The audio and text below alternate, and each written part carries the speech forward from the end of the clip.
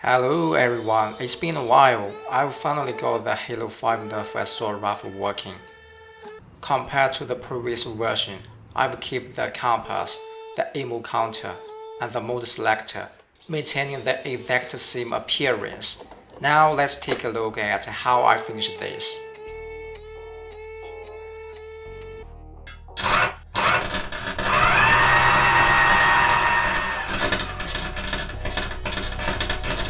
After completion of the previous assault rifle, I have redesigned the overall locators, making the assembly of the entire model easier and precise. Once all the models are 3D printed, you will only need some super glue to get the job done. In this Nerf version of the assault rifle, a PVC pipe is required that foam darts can be smoothly sent. The pipe's out diameter is 21.4mm and the inner diameter is 17.8mm. Here is the model number I purchased, which you can use as a reference to buy from your local hardware store. The length of the pipe is 650mm. To start the assembly, you can start with these two sections. Use super glue and locators to secure these two parts together. First, install the dart shooting system, then the dart propel system at the back. I use M3 screws to fix everything. Once this part is finished, put the PVC pipe through this hole and insert it into the dart shooting system. Don't push it hard. Stop pushing when you see the pipe touching the limit. At this point, apply super glue to the joint here, then attach the spade piece. Hold it in place and wait a while to allow the super glue to cure. When this part is done, prepare these two locators. You don't need to worry about their orientation, both will do. Using enough super glue, attach these two locators here. Again, wait for the glue to harden. Next, you can install the final piece. Align this model with the PVC, then press down evenly. When it's almost in position, use super glue here. Then carefully align the model and press it down. Hold it in place by hand until the glue hardens. When you complete this part, it means the most challenging assembly is done. Lastly, put a few more parts.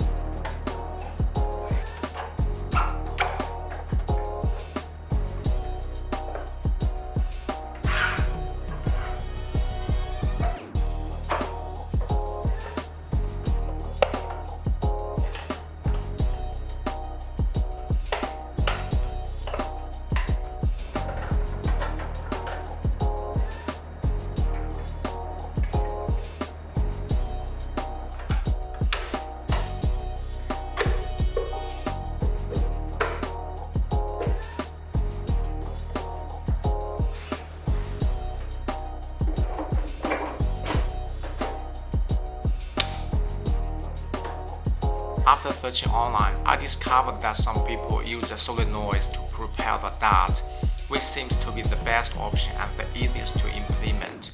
However, in my case, this approach wouldn't suffice. Most solenoids have a short travel distance, and I require one with a range of at least 40mm. Searching for solenoids with such long travel distance led me to realize their surprisingly high prices. I've devised a plan involving a rag gear and a driven gear with a few teeth missing. As the driven gear pushes the rag gear forward and reaches the missing teeth, a rubber band or ring will pull the rag gear back to its original position. I've experimented with a few gear motors, but they provided insufficient powerful for this project. I need something with more strength. Oh, what can I do? A compact and powerful geared motor is really hard to find. An Iron Man. But Iron Man doesn't help. Wait. I should have something hiding.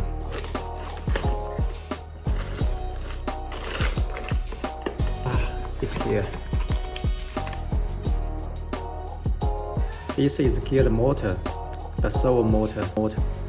It's powerful and compact. I should start from this one. I should have I think plastic one. Yep, here it is. Should give it a go.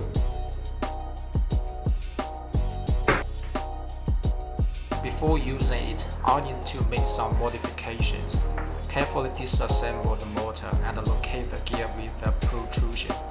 Use a knife or similar tool to remove it, then reassemble everything. Solder the two leads onto the two pins and remove any unnecessary wires inside the servo motor. If you are able to buy a continuous rotation servo motor, you can skip removing those gears and only solder the wires. Now we have powerful and compact gear motor ready for action. The magazine release button requires a spring with a 6 mm outer diameter and 30 mm in length. If you can find one, great. Otherwise, here's how to make your own. You will need a 50 mm screw with a 3/16 diameter and a drill. Attach the screw to the drill and mark a length of 25 mm onto the threads. Remember to turn the drill counterclockwise. Next, insert a piece of thin steel wire between the drill jaws. Be sure to wear eye protection. Slowly turn on the drill, winding the wire carefully along the threads until you reach the marked length. Remove everything and cut the spring off. Stretch the spring to 30 mm, trimming if necessary. Grease all the parts, then insert the spring into the latch. Push in the button to secure the latch in place. Attach the other half and secure with an M3 screw. Test the button for smoothness. Once everything feels good, insert the magazine and check for proper function.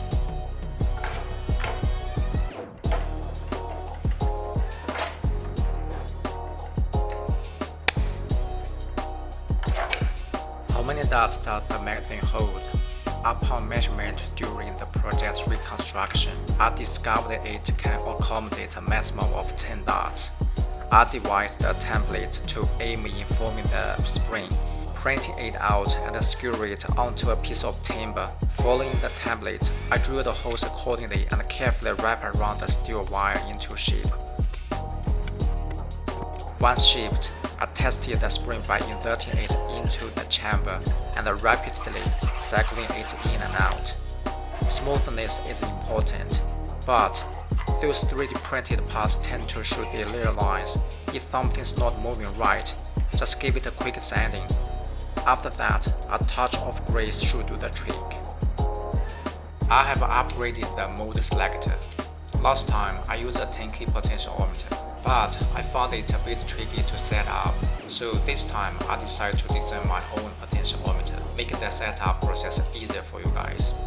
You will need 4 magnets, each with a diameter of 10 mm and the thickness of 1.7 mm, along with 2 5.1K resistors and some wires. As I showed in the video, make sure the wires and magnets are connected properly. You may need a clamp to push the magnets into place. Remember, 3 of the magnets should have the same magnetic polarity facing up, while the 4th one on the rotary part should attract any of those. Finally, place the 2 resistors underneath and connect them as I show.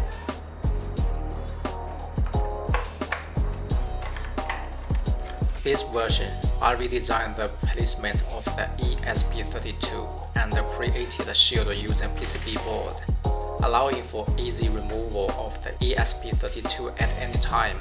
I also soldered the buck converter and gyroscope module onto the PCB board.